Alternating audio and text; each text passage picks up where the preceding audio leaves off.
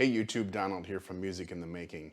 In this episode of the worship-based series, we're going to be talking about the audition process. Let's get into it.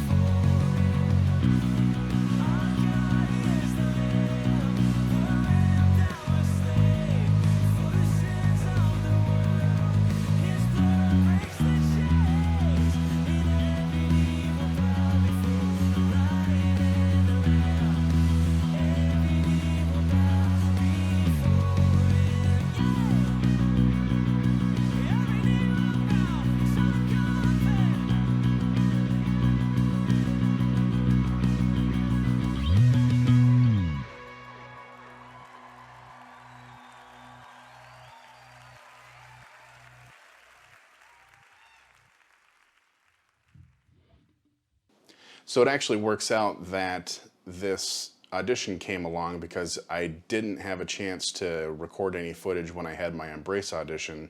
So it's nice I'll be able to kind of show you guys the process that I went through to do this audition for Central Church here in Sioux Falls. As we go along, I'll be able to give you guys any relevant examples that I've had from other churches I've auditioned for or just played at in general that might be useful.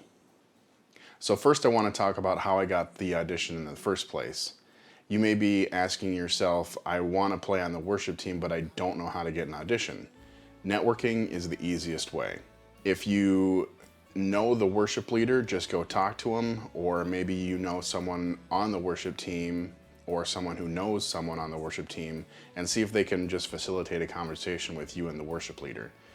Another way is to check the church's website. When I auditioned for Eaglebrook Church in the Twin Cities, they actually had a form on their website for volunteers, and I could specifically choose I wanted to play bass on the worship team, and then I was able to get an audition through that. Granted, they're the largest church in Minnesota, so they had more capabilities from a forms and website standpoint, so smaller churches might not have that available. So if you don't know anybody, just try and catch the worship leader after service and just let them know you play bass and like to be on the team if they have a need. Really, it's not too hard to get an audition if you just show a little bit of self-confidence. Once you get the audition, you'll need to prepare for it. I'll put a link in the card here to my other video about preparation because it'll be very similar to how you would prepare for an audition. There are a few things you'll want to clarify though. You'll want to ask about the artist or group, the arrangement, and the key that they want you to play the song in, and whether or not they can get you the charts for those tunes. Most churches nowadays use Planning Center Online, so they would be able to easily get you the charts. Otherwise, they should have some way to get you a copy. Maybe they have to scan it in and send you a PDF, but they should be able to get you the charts that they intend to use. Check if you need to bring an amp or a DI box. Check if they want you to use in-ear monitors, or if they have a spare if you don't yourself have any. Also, you may be playing to a recording or multi-tracks or some members of the worship band, or maybe just the worship leader. You just have to kind of see how that goes. You could ask that question ahead of time. I've never really asked ahead of time. I've just kind of rolled with whatever happens.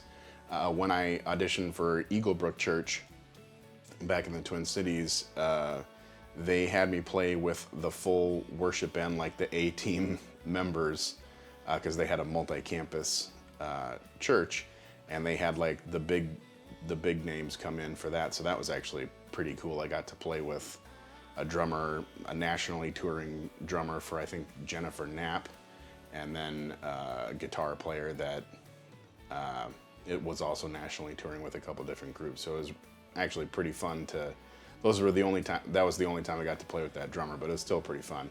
When I auditioned at Embrace Church, they actually had me play along to their multi-tracks without vocals. So that was a little bit difficult. I had to really pay attention to where I was in the chart and kind of like sing it in my head to know, because I go off of vocals to know where I'm at in the song, usually, because that's just easy because there's always going to be vocals. But in this scenario, they didn't have the vocals in the multi-track, so they didn't use in-ear monitors, and they had me plugged in, and then everything was coming out of the house sound system. So I was battling some reverb with my bass track, but I had the click track in there. So I just made sure my playing was along with the click track and didn't really care how it sounded out in the room. And then when I played this was just yesterday, when I played at Central Church, they actually brought me into a back office where they had kind of like a home studio set up. They had a desk with a computer on it and studio monitors, and then I just plugged into their interface. And they actually used the same Apollo setup that I have here in my studio and use the Ampeg SVT bass head as a way to get a good bass tone. So I kind of looked like I knew what I was doing, because I was like, he was trying to pull up a bass preset, and I was like, oh, just click on this, set the bass here, and so that was kind of nice. But in any scenario, you just try and roll with whatever they give you, because even if they're like a really stringent church and have strict policies about how they're going to play or preparation or anything, they still want to make sure you're a little bit flexible. So if you think you're going to be playing along to a band and you get there and they have you play along to the multi-tracks, you got to be able to just kind of roll with that. So the main thing that you need to do for your audition is just know your part inside and out. Know where each section in the chart goes in case they repeat a section that isn't in the recording, which actually happened at the Central audition. We played Lion and the Lamb, and the beginning section of the bridge normally is 2 times where you're doing whole notes, and they did it 3. So that threw me off, but luckily in the multi-tracks they had like the bridge 2, 3, 4, so I knew they were going back into where it starts doing that syncopated rhythm on the bass going along with the drums. So I was able to follow along, but that was different. And they never did actually give me the chart for it. So I was just practicing to the recording. So knowing my part of, okay, it's the 6 or what, no, 2, 3, 4, 5 is repeated, and then, the syncopation changes. So just knowing your part is going to be the very most important thing to be able to have a good audition. So my intention was to get some footage of me at the church, and during the audition, I thought I was going to be out in the sanctuary, and I would be able to just set up a camera kind of inconspicuously off to the side and catch some recording. But because it was in this small, basically like smaller than a bedroom office, it would have been very obvious to do that, so I didn't wind up recording anything, unfortunately. So what I did instead was I recorded myself playing the Lion and the Lamb song and the bass part, so you can actually hear how I play it. I tried to follow pretty much exactly like the recording. I find that that's probably the best way to show that you know the song and can learn something specifically. I think that's mainly what they're looking for when you're auditioning, is to be able to play along with the recording and not embellish too much. I mean, once you start playing at a church, you'll have your opportunity where you can throw some extra licks in there that people are like, ooh, that's cool. But I don't think that's the place for an audition. So generally speaking, they're gonna choose a song that is either somewhat difficult for that instrument, or maybe just a mainstay in their set list that they want to make sure you can play really well. So I think they probably chose Lion and the Lamb because it's 16th notes for the majority of the time. There's some syncopated rhythms. Sections are not super normal, like the chorus, for example, repeats, but the second time the ending repeats and the first time it doesn't. The bridge is quite a bit different. It builds, it goes whole notes and then the syncopated rhythms and then quarter notes, and then back into 16ths. So they probably want to make sure that you can actually play 16ths for that amount of time at that tempo. It's not terribly hard with a pick, but still. I think that's probably why they chose that song. Was kind of a mixture of a few different things. It's not the most difficult bass song by any means, but it gives you a good idea of if they can play to CCM type music. So I just wanted to add kind of how I thought the audition went and a little bit more detail about that, because that's probably why you're watching this to this point in the video. The audition went fine. I played everything the way it was supposed to be. They were originally going to have me do 2 songs. They knew that I already played at this other church, and both of the worship leaders actually were leaders previously at Embrace. So they kind of knew, well, if he's playing at Embrace and they haven't kicked him out yet, he's probably fine. So the worship leader actually, I was texting with him during the week, and he said, we changed our minds. We wound up just play Lion and the Lamb. That'll probably be enough to know if you're good enough, haha. So I just had to play 1 song. Most auditions that I've been to, though, they had me do 2 or 3. Eagle Brook, I think, was 3 songs. Embrace was 2.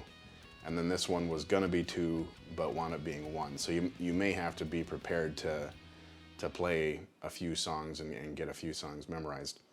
Also, when I was, just thought of this, when I was preparing for Eagle Brook, they specifically did it where they didn't give me, I had my audition scheduled, but they didn't give me the music until only a week prior, because that simulates what it would be like if you were playing every week. You'd only get the music maybe a week in advance.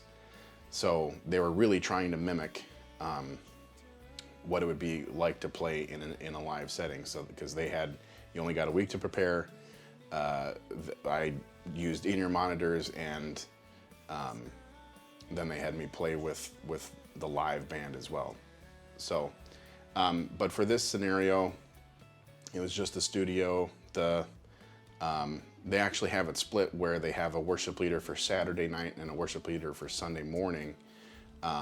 So you can play Saturday night and not have to play Sunday, which is one of the things that kind of attracted me to this place. Was I'd be able to play at Embrace maybe 2 weekends a month, because they have 2 services on Sunday morning, a 9 and a 10:30, but I got to be there at like 6 or 6:30 depending on if we have a Thursday rehearsal, and that's kind of early.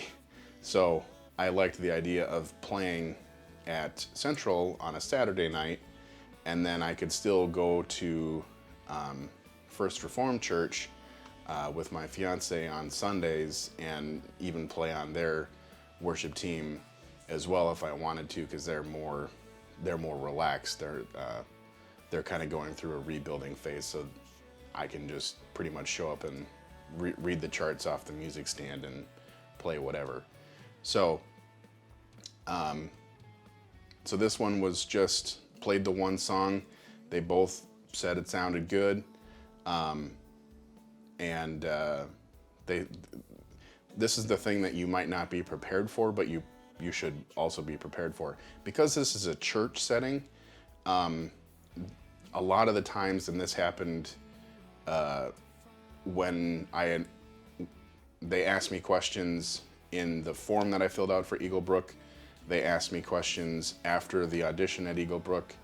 The first time that I talked with Lindsay at Embrace, before my audition, talked about faith and stuff, and here at Central, they just kind of wanted to get to know me and hear kind of what my story was. So because it's a church, they want to know your heart. So it's not just, some churches will just hire musicians and they don't care, but a lot of them care more about where your heart is than your musical ability. Preferably they'd get both, but I would say a lot of churches care more about if your heart's in the right place than how good you are. So they just wanted to know, kind of what my story was, background with music. I've been playing for probably 18 years or something, and have been in worship bands for most of that period of time, played a bunch of different styles and know music theory and all that kind of stuff. So the thing that you need to also prepare for is, just kind of be prepared to have a spiritual conversation.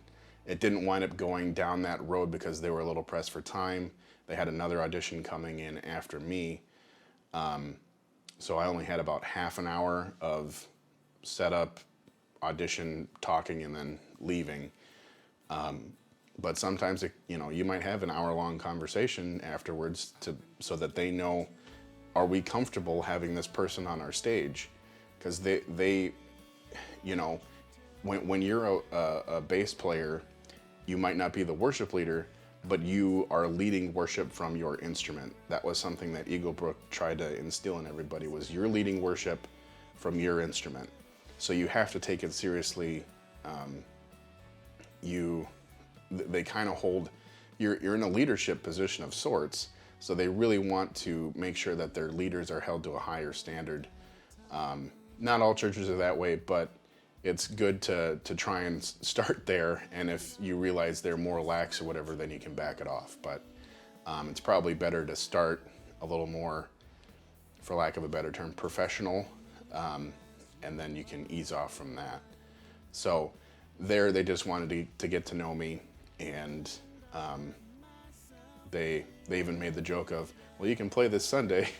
So both when I auditioned for Embrace and Central, it was, while I was there, they said I got the job pretty much. I can't remember, Eagle Brook was so long ago now, I'm not sure when I found out, but they must have, I don't think they told me right then and there, because they actually had a number of bass auditions in a row, like that was bass audition night.